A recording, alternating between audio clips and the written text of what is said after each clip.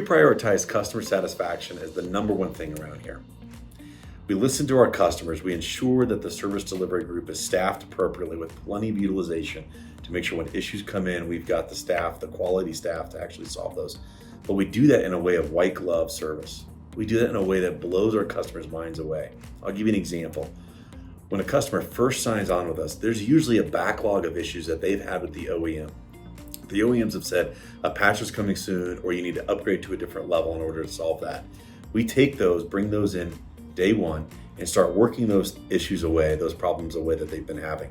And at the end of 1 month, 2 months, 3 months, however long it takes to get that backlog worked through, now they're onto a platform level in which they just love what they've got, problems are solved, and we've moved down the road with them.